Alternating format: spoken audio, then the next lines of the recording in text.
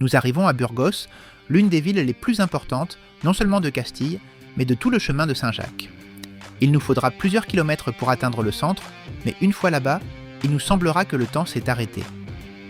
Nous avançons le long du parcours du chemin de Saint-Jacques dans la ville, à travers des rues étroites bordées de monuments, jusqu'à atteindre l'une des plus belles cathédrales de toute l'Europe. Alors, pour cette ville, accepte ce conseil que je te donne et que je sais qu'il est difficile de suivre. Dans l'après-midi, une fois que tu te seras reposé, sors de l'auberge ou lève-toi de la terrasse du bar où tu te trouves et viens visiter cette ville. Tu as une occasion en or. Vas-tu la manquer ? Burgos est pas moins que triple patrimoine de l'humanité. Le chemin de Saint-Jacques est l'un, la cathédrale bien sûr est le second.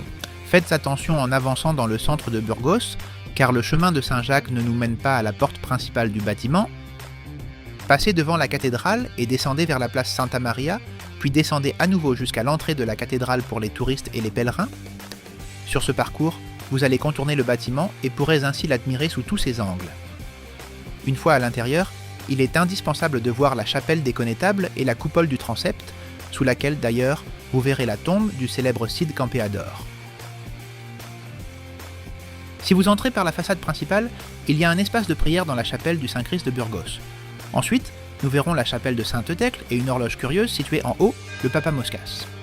C'est très touristique, car il bouge et ouvre la bouche chaque heure, mais ne perdons pas de temps avec ça qui n'est pas du tout le plus marquant. Et le troisième site du patrimoine mondial est le site d'Atapuerca, l'un des plus importants au monde pour les découvertes réalisées concernant l'évolution humaine. Toutes ces découvertes sont rassemblées dans un grand musée au centre de la ville et très près de la cathédrale.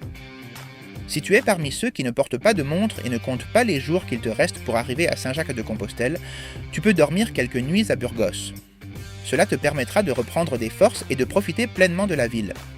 Tu peux même visiter le site archéologique d'Atapuerca avec des navettes depuis la ville. De plus, durant cette deuxième journée, vous avez le temps de découvrir d'autres merveilles de Burgos, comme l'église de Saint-Nicolas de Bari, avec son retable remarquable, l'arc de Santa Maria ou la Plaza Mayor. Et le pèlerin ne vit pas seulement de pierre, aller prendre des tapas au centre-ville est une très bonne idée pour dîner. La morcilla typique de Burgos est la reine de tous les ingrédients, comme la tapa cojonudo, telle qu'elle comme elle sonne, une brochette typique avec du boudin noir, du poivron, un œuf au plat et du pain.